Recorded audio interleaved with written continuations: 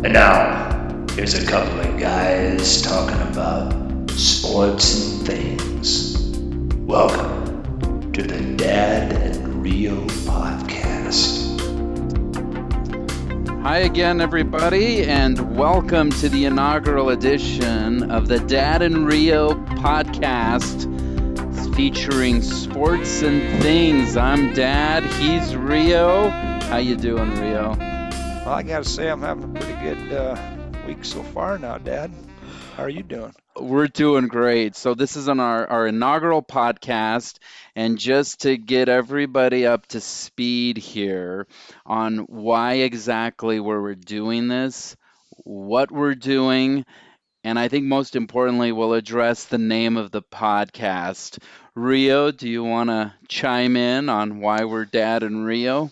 Well, a long time ago, as a young man, every young man probably asks their dad, what your favorite movie is. And I asked my dad what his favorite movie was, and he brought up an old classic Western starring one Carl Malden and one Marlon Brando, and Directed by Brando. directed by Brando. Directed by Brando. And in fact, I'm not exactly sure about this, but it might be the only movie that he directed in his career, and it was I think it obviously his was. debut. But it comes to terms that it's also Martin Scorsese's favorite Western of all time. And if you watch it, it's a classic, and it's called One-Eyed Jacks. And the characters' names, Malden plays Dad Longworth, That'd be and me. Marlon Brando plays Kid Rio. They're bank robbers down in Sonora in the Old West, and it's a great story. It's a great movie. His name is Rio. You'd be Jarrett. I'm David, but Dad and Rio.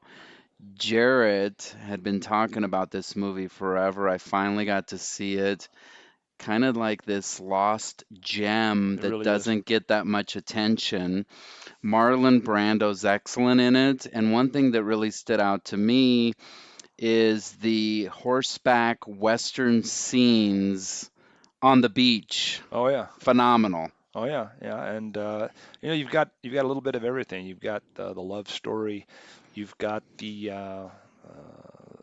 full contention between Malden and Brando, which is brought out several times. The acting by some of the other actors. I believe Ben Johnson's in there, plays. Uh, my name's Bob Emery, and hell, I'll buy you a drink if you let me. It's a But great, great show. And so that's the Dad and Rio angle. We love the name. I think it fits. Dad and Rio podcast, sports and things. We're going to be talking a lot about sports, pop culture, life, mixing in some science, mixing in some numbers. This is going to be fun. I think it's I like to think it's an opportunity to discuss things uh, and be appreciated by what I'll call a more educated audience that maybe gets a little tired of the other talking heads that are out there on the television set that you end up spending all your time arguing with or disagreeing with, whatever, which has its niches and needs, but we just hope we have a little bit of a different angle on this, a little bit different presentation. It should be a lot Abs- of fun, and there should be a lot of laughing and Absolutely. And the comedy. real genesis of this podcast is the fact that Rio and I spend a lot of time, we're good friends, just talking, hanging out, and we find we get ourselves into these amazing conversations that we thought it would be great to just share with other folks. And just to give you a little background, Jared's an immensely successful individual, semi retired electrical engineer. We'll let you get into that a little bit. I had a previous life in sports broadcasting. I'm now a financial advisor. We're very dedicated to our individual crafts and our lives, but this is a way for us to have a little bit of fun and also like I said, share some of these conversations that I think might be of interest to other folks. I believe they will be, and eventually, as we get going here, we're hoping to hear from some of the listeners out there and bring that as part of the overall show as well, and that'll be a lot of fun. Okay, great. So that kind of gets you to up to speed on why we're doing this, the name and all that stuff. So we're real excited about this. We're gonna kick it off today. Kind of, we're not gonna have a really strict format, but being in the TV industry, I kind of produced a show or two once or twice. So I thought let's have some sort of a guideline or a quote rundown. So if you've ever produced something out there, the rundowns are important, kind of gives you a rough guideline of where we're headed. And so we kind of want to lead off with some news of the week and just bounce around some things. We're not going to really limit it to specifically sports, but we're going to kind of lean heavy in that regard. So let's kick it off with something that's been in the news. Jarrett, any takes on the Antonio Brown fiasco? Yeah, we're not going to talk about that. Oh, I'm sorry. Are you Bill Belichick right now? Yeah, we're not going to talk about that. If you could just answer the I question. believe I did. I believe I did. It's Okay. on to Miami. All right. All right. Bottom line, that whole deal, incredibly crazy. I have no idea if the rumors going around, the conspiracy theorists that he kind of drew it all up so he can get to the Patriots and played the Oakland Raiders like a fiddle. I don't know if I'm buying into that. I am buying into the Antonio Brown is crazy theory. Well, I'm going to save some of this for the next segment probably, but it's become if you're not stirring the if you're not stirring the soup in the kettle, you're not participating anymore. I mean, I think just as a human audience, we require a lot more. I don't know, spice, I guess, in order for us to even have any attention. Nobody's going to pay any attention to, you know, Antonio Brown got up this morning and had a normal day and ate a bowl of oatmeal and went out and caught a bunch of passes and maybe he had drinks with Fred Biletnikoff late in the afternoon because Fred's filming something and then the two of them played cribbage and said sayonara and kissed their wives goodnight and went to bed. That nobody cares about. Nobody really gives a damn. I mean, so um, unfortunately, the bar has become, one of uh, Michael Vick's, the Ray Rice's, that some of these new age players are unfortunately privy to comparing themselves against, I guess, and I don't know whether they believe that it's necessitated that they participate in some sort of shenanigan that gets themselves moved up or earlier in the press. But you can see it. The days of uh, Joe Namath and Bob Greasy are probably over. You know what's interesting about that? Because I agree with you. And ironically, last night, so we're recording this on the 18th anniversary of 9/11. So, by the way, we're recording this on September 11th, 2019. So, certainly our thoughts are with, the victims as we remember. Never forget. Absolutely. But ironically, getting back to your attention grabbing kind of modern athlete with social media. Last night on ESPN, they had a 30 for 30 special on the life of Dennis Rodman. It's called For Better or For Worse, Dennis Yeah, I Rodman. saw that. And the fascinating aspect, to your point, Dennis Rodman came out of Southeast Oklahoma University as an unknown. He was incredibly shy, a painfully introverted NBA player that had a really hard time with the spotlight. Once he left Detroit, he was kind of in a cocoon with Chuck Daly at the time as his father figure. He really struggled when Chuck Daly retired, and then he got traded to the Spurs. He kind of went off the rails a little bit, but he says in that special that he just wanted to get a little bit more attention, kind of get out of his shell. So he He started did. painting his hair, going nuts, and all of a sudden he's the biggest celebrity in the country. And when Hmm. he was at the Bulls for those 3 years where they won the titles, on the special, they mentioned this, and I would have to agree. At the time, he was probably as famous as Michael Jordan. And you're talking about a guy that was basically just a rebounder. Well, the Madonna thing No, no. didn't hurt him from a notoriety standpoint. So I mean, yeah, I mean, you go back and it's a uh, it's a miss if you can find a game where he's got his regular hair color. I mean, Yeah, so he's kind of the poster child for an attention grabbing kind of celebrity that really took his celebrity to the next level by going the Mimi route. And clearly Antonio Brown is in that realm, and that's definitely part of the new age with social media more than ever. But there's always going to be those guys and gals that are kind of a little bit more under the radar, that are taking it a little bit more classy. And so, I mean, you think about like even in the NFL, there's plenty of guys that aren't like Antonio Brown. I mean, Andrew Luck just retired. He was probably kind of the anti. He doesn't really care. He just is going to go off and be an architect. yeah, his 1600 SAT. So I mean, he's going to be just fine. I don't worry about whether or not Andrew Luck is going to be successful or not.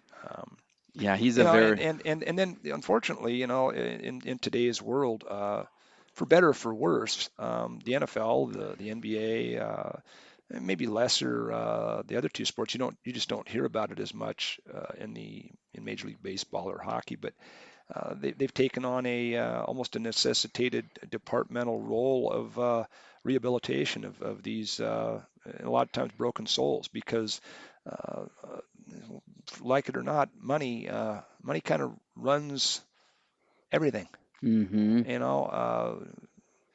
Pink Floyd, the Beatles made a lot of money with the songs about that, as well as Rush. The big money it makes the world go round, and what it can't buy, I can't use. I mean, so when you're watching TV and you're seeing Dennis Rodman involved in global politics as far as a potential opinion with arguably one of the most contentious and dangerous relationships we have on the planet right now, and he's a former basketball player.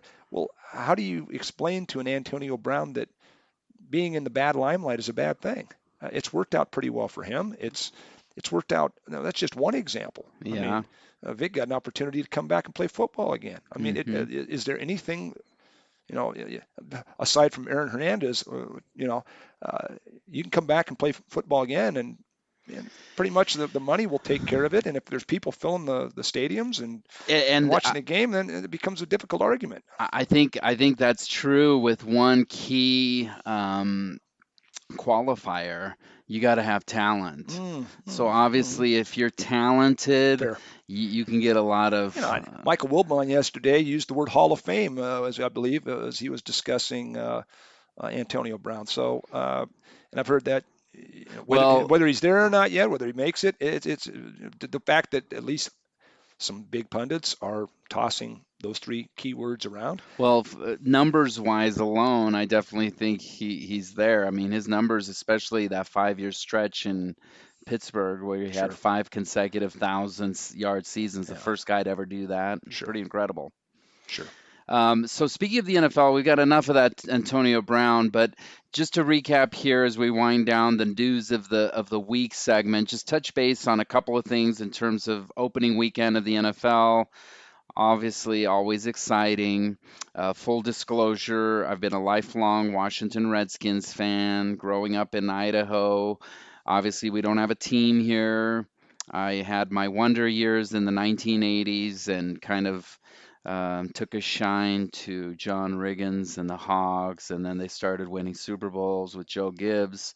That was a good time to be a Redskins fan. Sure. Last 25 years, not so much. Yeah. Well. But having said that, Um, Skin's not expected to do much this year. I think some of the big surprises for me, and it's hard to say this because it's like every year they're so good. I was really impressed with the Patriots demolishing the Steelers right out of the gate. So I think they looked really good. Did I you was hear? Did real. you hear? Did you hear the Deion Sanders from the from his set comment? His takeaway from that game, where he has a theory out there that it's going to be interesting. And Kornheiser and Wilbon talked about this. Uh, is he going to end up being the soothsayer, and Big Ben is going to call it quits? I mean, could that happen? I mean, when's the last time, David, you being the encyclopedia of sports, do you remember, other than injury, a quarterback with those kind of numbers just mid-season saying, I think I've had enough. I'm I would be probably in. I've I would probably be surprised if it was mid-season. In fact, I don't that doesn't come to mind anyone that would unless it was injury. I mean, obviously Joe Theismann in 1985, but he has his leg snapped. yeah, that's good enough But with reason. no injury, that would be surprising. Big Ben has talked about retiring before. I don't know if he's pulling a Brett Favre or not. You don't think Gronk, calls him on speed dial one afternoon at, say, from Vegas after a couple of invites to a sequestered party down there and says, "Hey, buddy, look, kind of need a wingman." Maybe. Um, so we'll see. But the Steelers did not look good. Patriots look great. I think a few other things. As much as I hate to say it, being a Redskins fan, the Cowboys looked really good. And our show, originating from Boise, Idaho, They got a pretty good offensive coordinator, we're it looks like. obviously partial to the Boise State Broncos, and it pains me, but it is exciting to see Kellen Moore at offensive coordinator, Leighton Vander Esch, Demarcus Lawrence, Tyrone Crawford. They have a serious Boise State connection, and the Cowboys look really They good. do. No question. If Dak can keep those numbers up, the only other quarterback I even heard, in the same sentence with him this week was the young man from the Ravens. So, I mean, we'll see whether Lamar and Dak kind of battle it out, I if you think want to it's call a it that. little early on Lamar.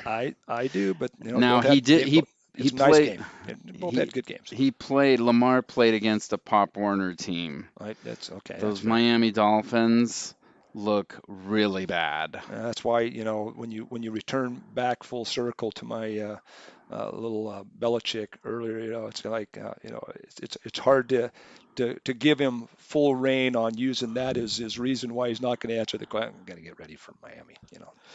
So just to wrap up the week one of the NFL, I was impressed with the Patriots and the Cowboys. I was not impressed with the Browns. That was that The was old, that was that was my big confidence pool loser of the week. I mean, I thought that was a shoe in, and I'll I almost tell. had to rub my eyes when I saw the score. I'm like, what the heck? They How'd looked that happen? really bad, and I will say this: a lot of people are talking Browns this year. The hype's been pretty out of control. I will say Freddie Kitchens, he's a great soundbite. You want to root for the guy, but before last year, he had never been more than a position coach. And now he has to manage that kind of a locker room with those kinds of egos and that kind of expectation. You talking about the watch? Everything, yeah. OBJ with the watch. I mean, all that comes with it. I think from an X's and Man, O's but standpoint. man, we talking about a watch. I mean, we're not talking about the game. We're talking about a Now watch. let's talk about that, Jared, because I know you appreciate quality uh, timepieces, okay? And I know what you've got on your wrist right now. So you appreciate quality timepieces. How in the hell can you justify a quarter of a mil on a timepiece? I see, and this is where I get into. I use a little bit of since we're about to break into the philosophy on sports section. Yep, that's a good, And perfect. That's called a segue in there this you go, business. SEGUE. Um, the Not SEGWAY. Uh, the the play here is, I like to use Kant a little bit. Immanuel Kant, who says, like to always tell the truth, be the king of your own morality. And if you run into a dilemma between right and wrong, ask yourself, what would happen if everybody was doing it?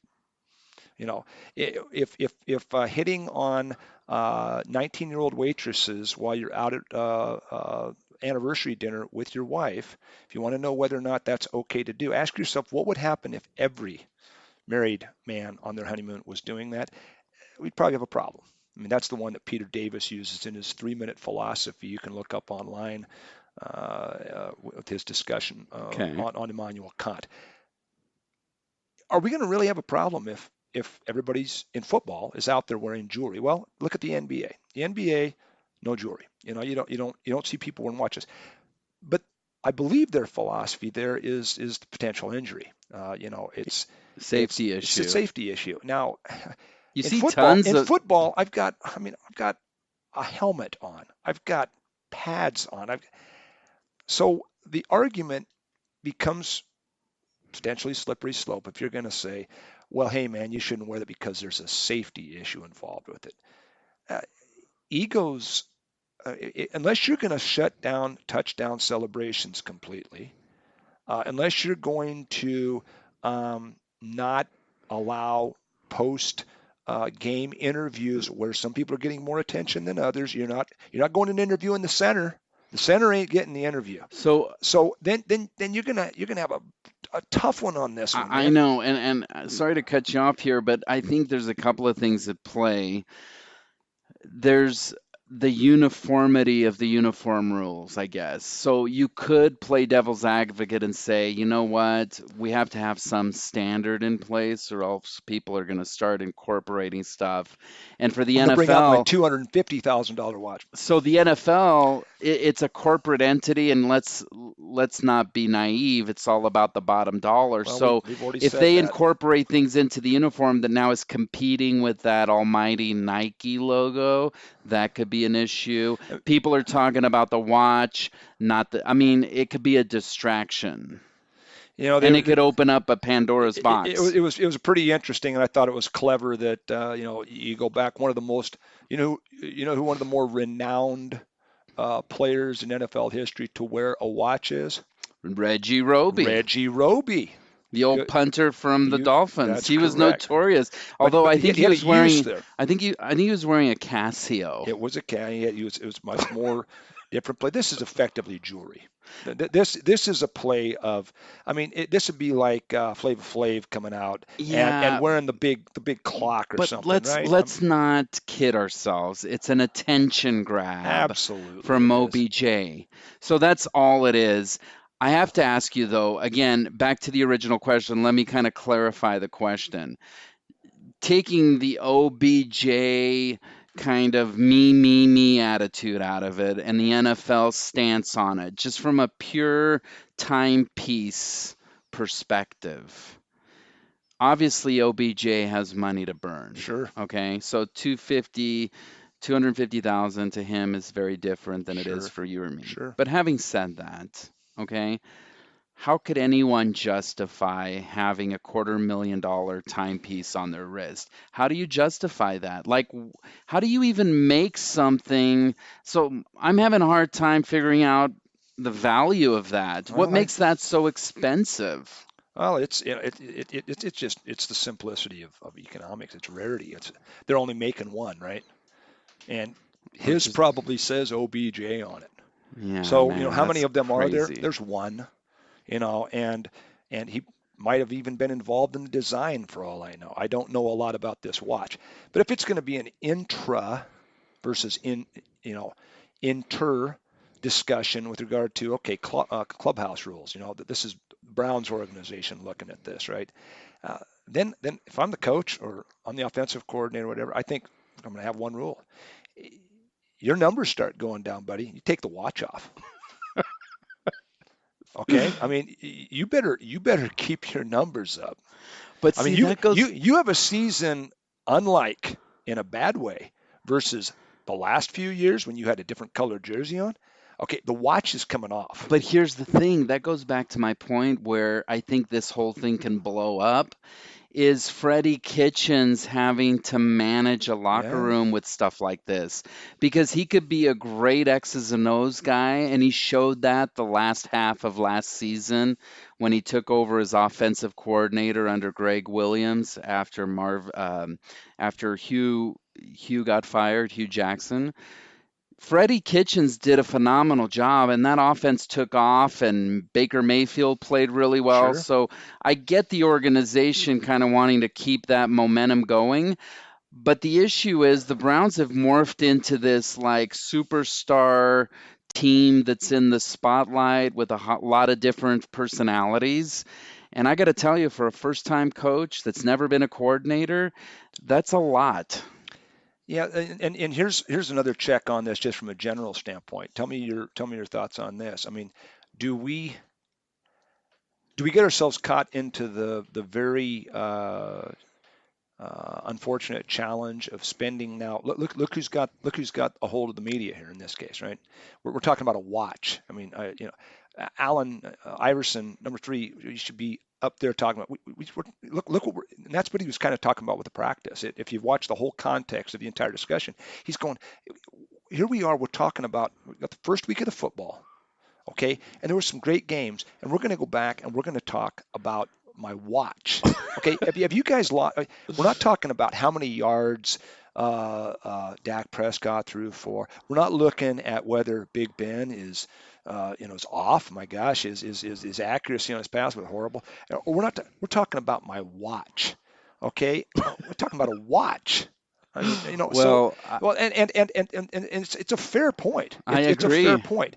And so, look what we did with steroids. I mean, to be honest, you go back to that, right? And you can go back and now all these young people of that vintage or whatever, you sit them down and you go, name all the players that were involved in the steroid scandal, and they can list off every one. But if I ask them, how many people during that time had 20 or 25 or 30 home run seasons that did not get implicated by the steroid scandal? They're sitting there going, Griffey, and they're stuck. That's about it. Nobody wants to talk about. I mean, but they can go Sosa, McGuire, Rafael Palmer.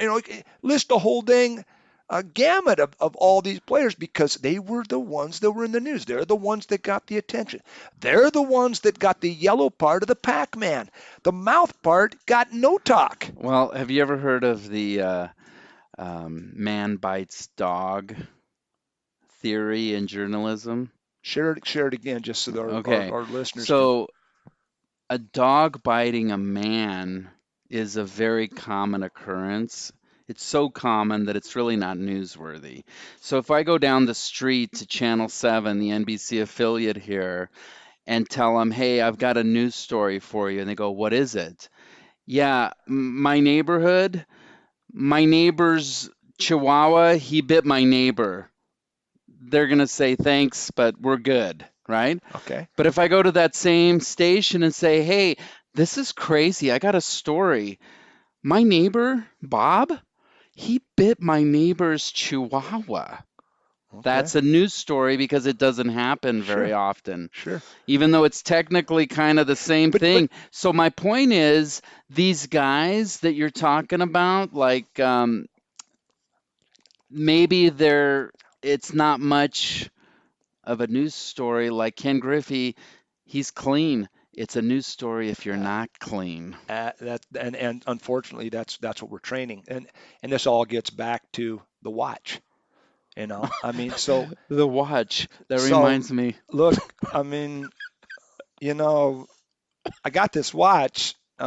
Maybe Odell should walk into the locker room and say, Coach, I got this watch, and hey, it's better that he's wearing it on his wrist than where Walken had it. So, Yes. and maybe that's a good close for that topic.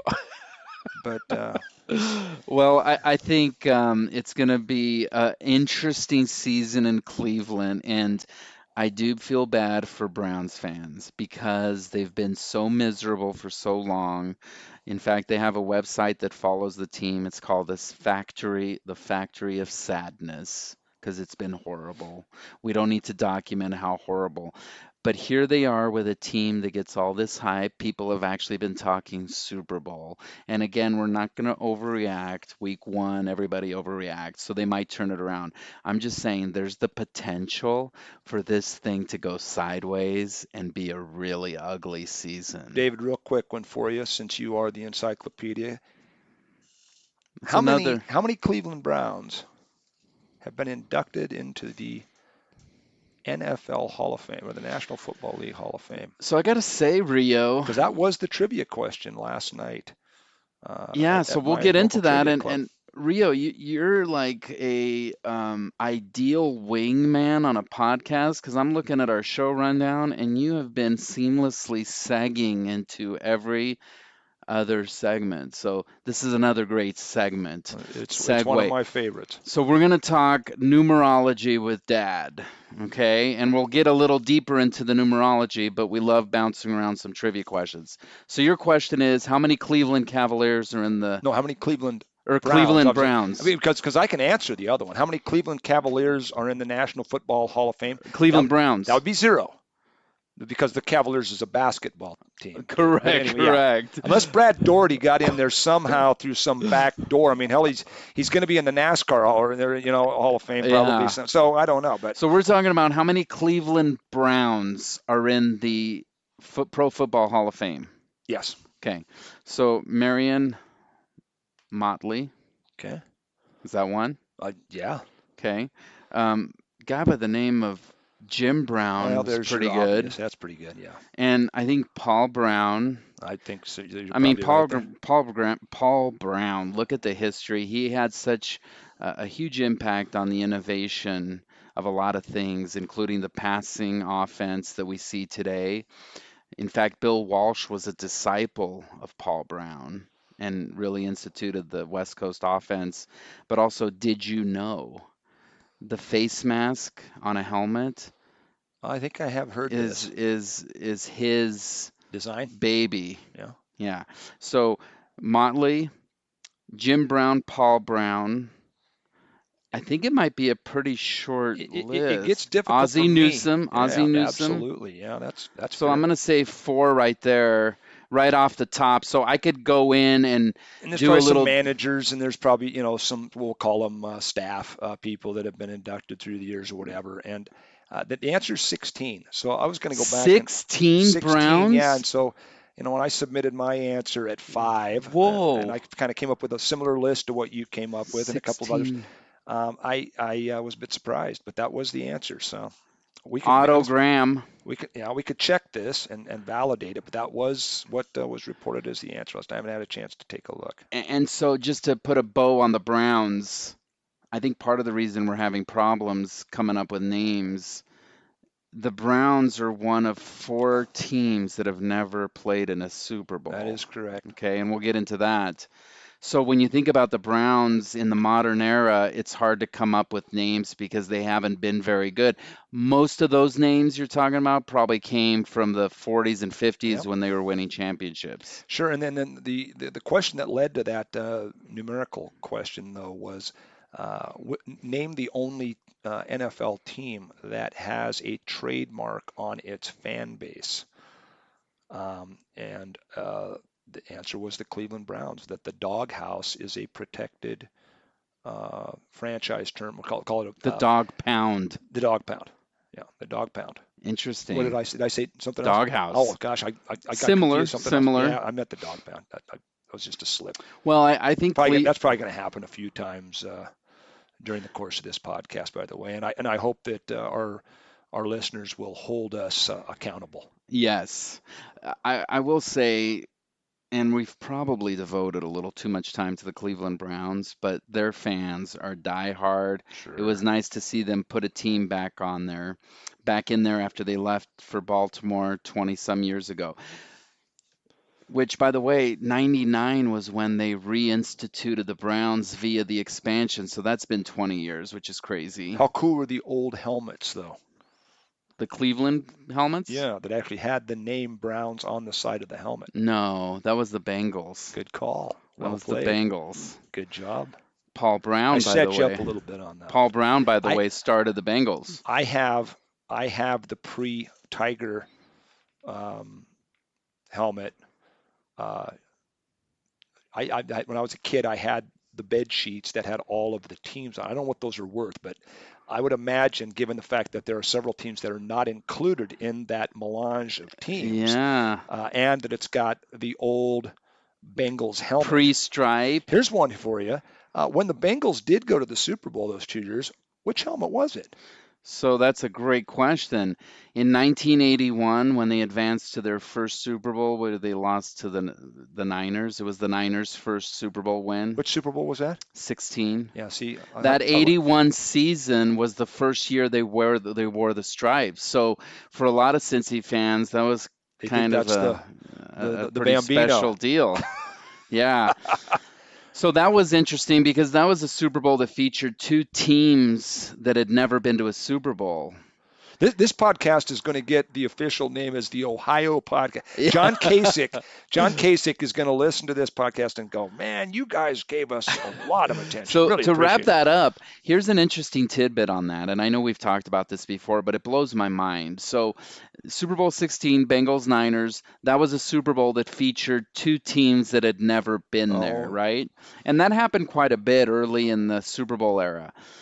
The last time, and if you're listening, make a note of this because this makes a great trivia question. The last time the Super Bowl featured two teams that were making their debut, in other words, neither one had ever played in a Super Bowl, was Super Bowl 20, Patriots Bears. yes. That is stunning. And so you think about it, what's the likelihood that that'll happen again? Well, we can do some math here if you want me to sit do down some and quick work out math. the combinatorics. We've got 4 teams left. Yeah, so in the NFC, it's pretty slim pickings. Pretty much every team in the NFC has qualified for the Super Bowl Except the Detroit Lions. yes, Right? that's all I can come up with. And then over in the AFC, you have the Jaguars and the Texans. That's right. And the Cleveland Browns. Yep. That's it. And 2 of those, well, one of them absolutely expansion, and the other one a move team theoretically, right? I mean, you've got or give me your on the Texans. Now that's interesting because basically they gave the rights of the Oilers to Tennessee and then took the So Houston the Texans were a straight up expansion team. It was not like the Cleveland situation where they got to keep the history. The Houston Oilers history still resides with the Titans. Okay. So the Titans have qualified for Super Bowl. That's why they still play the old Bum Phillips song. Correct. Okay. But to the original point, you're going to have the Lions and the Browns. If those two meet up, then you'd have two teams that have never made it. So let's just say it's not likely, right? At all. Fair, no. But how cool would it be if someday, maybe some of our listeners don't want it to happen anytime soon, but you'd have a Tennessee Houston Yeah, that'd be kind of fun. That would be kind of fun and interesting, right? Yeah, absolutely. There'd definitely be some people with some split take on that. Yeah, that is interesting because the Houston Oilers were beloved back in the Bum Phillips days, the Love Ya Blue Dan and the Pastorini Astrodome. and Earl Campbell. And Robert Brazil. Sure, Robert Brazil. Ray Childress. Curly Culp. They had some good players. Sure. Okay, so numerology with Dad. We've just got about a minute here. Do you want to hit me with a little numerology, and then we're going to go into Rio does science? Well, what I like to do is really just, as long as everybody out there believes this, and they should. I mean, we're pretty trustworthy fellows. This is off the cuff. I'm certainly not giving you any prompting, or there's no piece of paper sitting here with the answer or anything. I think it was pretty obvious that you're pretty good with a thing called the Super Bowl. You're able to kind of pull stuff out just of anything. Let's just when was the last time that a Super Bowl was played in Los Angeles? And can you give me the number of what that Super Bowl was and a little bit more about it? Wow. I don't know if that's a really good question. Now, interestingly, the Super Bowl will be returning to Los Angeles. I think it's 2021, the first year after they build the Rams' new stadium. If you'll remember, the Rams and the Raiders both left LA in 95. And so the Super Bowl never went back to LA because they didn't have a team based there. Sure.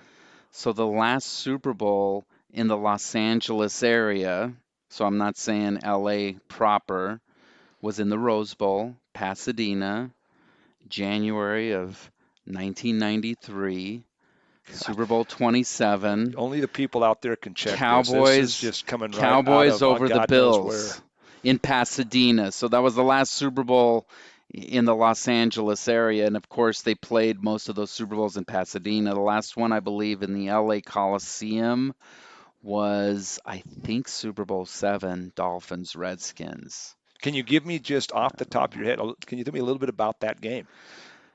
The Super Bowl Yeah. 27? Yeah. Well, it was big for one big reason. It launched the Cowboys dynasty under Jimmy Johnson. The big One of three, one of one one of of th- one of how many coaches that have ever won a college football title and a Super Super Bowl. Bowl? So major college championship and a Super Bowl. There's only three guys that have ever done it. Okay. Jimmy Johnson, Barry Yeah. Switzer, and Pete Carroll. Yeah. But getting back to that Super Bowl 27 in Pasadena, the last one in LA, Yeah. I'll wrap it up with this. This is a really good tidbit. Nowadays, when we watch a Super Bowl, Rio, would you agree the halftime show is a big deal, Oh, yeah, now I know where you're going with this. right? You get U2, you get Bruce Springsteen, you get the wardrobe malfunction. It's become a big deal. Oh, sure. Well, before that Super Bowl 27 in Pasadena, halftime shows included the Rockettes and marching bands.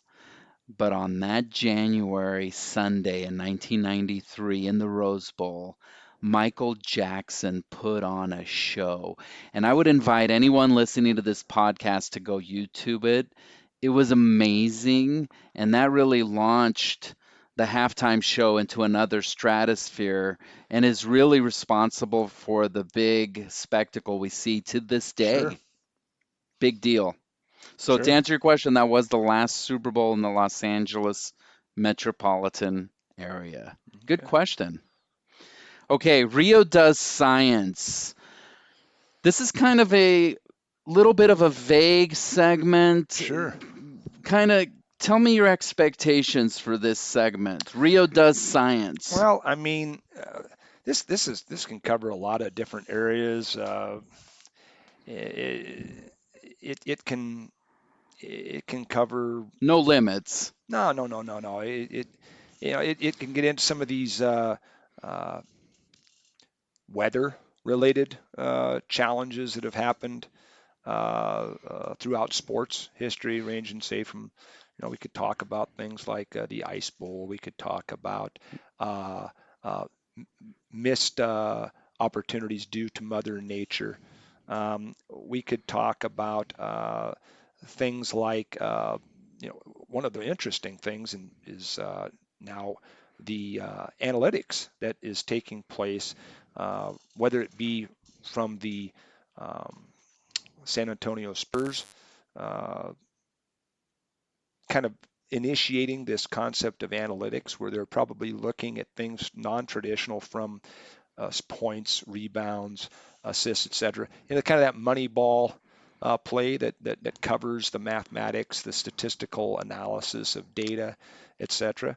Um, it's got a lot of different options. I love it. And I think that's really what we're striving for with this podcast is really to keep it I mean, pretty explore the space. I mean, really. loosey, I mean, explore the space. fellas, I love what you're doing here. The chemistry's great. Just keep it up. But I mean, really, explore the space. I mean, explore the space. So along those lines, since you mentioned space, I'm going to take it a little bit outside of the sports realm, and I think it'll fit because it's Rio does science. And I know we've exchanged some texts here in the last couple of days. So I don't watch a lot of TV, but every now and then I'll check out what's on Netflix, and sometimes I'll go down the rabbit hole on YouTube Sure. videos. And here, the last several days, I've been kind of getting into a little bit of this space travel. I watched a show on Netflix. It's called Farthest, the story of Voyager 1 and Voyager 2, the Okay. two space probes that were launched in 1977. Let me tell you, that is a phenomenal show. It's on Netflix. It's an easy watch. I think it's a couple hours. Okay. I was fascinated by it. And I was fascinated by the fact that those two space probes were launched in 1977 and they're still going. They're hitting interstellar space. They've completed their planet exploration and now they're just going 42 years later. 42 years later. And so 42 years later, at a velocity of 38,000 miles an hour, Yeah. which is pretty fast, Yeah. they are still That's only faster than Usain Bolt. correct. Yeah. So that's So fast. that's pretty fast. Yeah. But even so, they're just now getting out of our little solar system, and they're only 16 light hours away from us. So think about that for a second. They've been traveling for 42 years at 38,000 miles an hour, Yeah. and they're only 16 light hours away. And I'm going to tee this up for you because I want to get your scientific explanation. And so when you consider that, and then you think about our galaxy, the Milky Way is Sure. 100,000 light years Yeah. across. Like, I've been struggling this week kind of dealing with those numbers. Do you ever go into that kind of a rabbit hole? Sure. I mean, I've if you get my copy of Hawking's book, I mean, you'll see scribbles throughout the margins, areas where I agree, other areas where I disagree. The main variable that you're talking about, the speed of light, is It's it's an insane. interesting theoretical constant in my opinion. It's it's in a lot of cases. I don't want to use this as a specific analogy, but a lot of us, until a guy named Roger Bannister came along, thought that nobody's ever going to be able to run a 4 minute mile because it just had never happened before, right? And so it's difficult to measure something unless you have something that is uh, able to measure it. And one of the difficult things that human beings will always probably face with regard to measurement is time. It's a non-traditional thing. I mean, right now, if you look at the Standards Bureau and how it's actually encapsulated and standardized, it's the number of vibrations of a cesium atom. But that seems circular to me at best because a vibration is actually measured as it can be converted into a distance. So you're going to use distance to measure time, and then yet you're going to use time to measure distance. So I'm not saying that it's not a viable mention, but you come up with somewhat arbitrary standards. Why I'll come full circle here to you, being a person of Portuguese uh, uh, Descent. descent, that there's a pretty bright Portuguese scientist that is theorizing that perhaps the speed of light has not always been, uh, you know, 3 times 10 to the 8th meters per second. He hypothesizes that it has been faster than that. He hypothesizes that it's been significantly faster than that, which I have a little bit of a different take on. I don't go all the way So, to the level that he does at the theoretical levels of speed at the Big Bang, for example, but I do challenge whether or not that the speed of light has always been the speed that it is as we measure it today. so my big takeaway when I get into these like rabbit holes is it kind of brings me back and it makes me realize how in the grand scheme of things, how insignificant a lot of the stuff sometimes we think is a big deal really isn't, right? So I think when you look at it in the scope of the cosmos, sometimes it helps me not sweat the small stuff as much, right? Well, And then it makes me realize that maybe you just kind of live your life every day, be happy, and not worry too much about all that other well, stuff. and we'll do a quick dive back into the philosophy area. The saying goes that a pretty smart fellow by the name of Friedrich Nietzsche said that there's three things we should probably not spend a hell of a lot of time thinking about, and that is infinity, time, and nothing.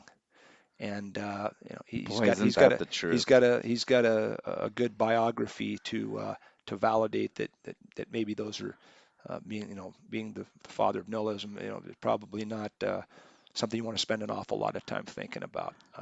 Better to probably take a more thorough or Yeatsian approach on life and just enjoy a stroll around Cool Park or Walden Pond.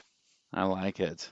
I think that's a great note. Again, the master of the segue. We're going to transition out of Rio Does Science. And trust me, folks, that's an area where we're going to have a lot of fun with on this podcast. I think it's an opportunity to incorporate sports, as Jared eloquently put. We can try to weave in sports and maybe look at analytics in sports and things like that. But we're not afraid to kind of step out of the sports world. And that's why we call this podcast Sports and Things. And the things part is intentionally meant to be vague and wide open. Yeah. Okay. And with that, we're segueing into kind of the last few minutes here we have with you. And our podcast is 60 minutes long, so we're transitioning. Right. And I just wanted to hit you real quick with a very interesting thing I saw on ESPN. I don't know if you got a chance to see it, but are you familiar with this trivia question? What was the first event that was televised on ESPN when it started? Uh, So this is great. So this is a great segue because our last segment here, we're calling it open range in the spirit of One Eye Jacks, the movie with which this podcast is named. I'm Dad, you're Rio. This last segment is open range, baby, whether it's in Sonora or somewhere else. We're going to don't leave me down there in freestyle. Sonora like you did last time, Dad. We're going to freestyle here. Waiting for them horses for a long time. So, you want to know the first thing that was broadcast on ESPN. So, I know ESPN launched September of 1979. Okay. And Which if you that's interesting. and if 40 September, years. September, yeah, it's coming up. 40 years, that's right. Yeah. So at Which that might explain time, why Jeremy Schaap went off and did this little segment. yeah. So ESPN at that time was making their hay by broadcasting crazy stuff. They were Yeah, doing like 24-hour broadcasts. They were doing ping pong tournaments, sure. darts, all kinds of stuff. Yeah. And I know it was something in that It vein, was kind of slow an, pitch softball. oh, was It it? was slow pitch softball game one between uh, I believe it was the Milwaukee Schlitz and Interesting. it may have been the Wisconsin Schlitz and the Kentucky Bourbons. And they went Wow. back and they'd lost the damn tape and they couldn't find it. It's been an embarrassing thing for them for a while. And they found this fella in suburban Milwaukee, I believe. And by God, he had the whole series on tape and brought them back to Bristol. And they even showed it and got to kind of memorialize a few of these fellows and thank them for participating in what most people would deem a pretty good successful run. Wow, that's pretty good. That is a great tidbit. I would not have gotten that. I would have guessed like ping pong or some crazy bowling or something. Now I here's played ping pong back in China for a while. here's an interesting thing about ESPN. And it's interesting you mentioned that just this month is the 40th anniversary. ESPN really started to make some headway when they asked the NFL to broadcast the NFL draft. And I think Oh the first year man. was 81. Oh my. ESPN was desperate for credibility and content, and they felt like if they couldn't broadcast games, NFL games, okay? So at the time, they asked Commissioner Pete Rozelle they'd like to broadcast the draft live. And I saw this bit where Pete Rozelle said, "Why in the heck would you want to do that? Nobody cares. Nobody's going to watch." Because back then they would get together in the Sheraton Hotel in New York City in a conference room. And it was about as vanilla as you could get. And you think about that compared to where we are Oh now my with the Lord. draft. I mean, Yeah. it's crazy. The Yeah. draft has become such a big event. I would argue outside of Super Bowl weekend, it's probably the biggest It's a weekend hard of the ticket to NFL get, I calendar. understand. It's a hard ticket to get, isn't it? Yeah, absolutely. Yeah. Absolutely. So that's a very fascinating aspect to how far we've come in terms of information and media consumption. We are a information driven society, and the fact that the NFL draft wasn't even broadcast at one time, it wasn't even that big of a deal. Jerry Kramer, Idaho's own Jerry Kramer, the newly minted Hall of Fame Jerry Kramer, he was telling the story about when he was drafted. He didn't even know the Packers had drafted him. Somebody called him and say, "Hey, did you hear the Green Bay drafted you?" And he's like, "Green Bay, where's that?" Oh my. And so things have changed. I had not heard that story. I had the pleasure of getting on a getting off of a plane in Chicago with Jerry and ran up to pat him on the back, just say, hey, I'm a Vandal too. And Gotti invited me, and we stood on those moving escalator uh, helper paths right next to each other, side by side, as he was headed to a Packers Ring of Circle celebration, or whatever. And the man's hand is just gigantic. He's a great guy. It's just and just a hell of a guy. I mean, really enjoyed that opportunity to hang out with him. Well, he's a great guy, much deserving, really almost criminal that he had to wait so long, but watching his Hall of Fame speech when he got in last summer, Oh yeah, it was worth the wait. sure. And one of the best Hall of Fame induction speeches I've ever heard. And his tagline, I think, is something that will resonate for many years. You can if you will. Love that. All right, so we're going to kind of wind things down. An hour goes by pretty fast when you're having fun. And if you're listening to this podcast and you're a Boise State Bronco, we're going to have to talk a little Boise State next go around. We managed to get through an hour podcast, broadcasting a podcast that originates from Boise, Idaho. And we didn't mention the Broncos. They're ranked number 24 in the country, 22.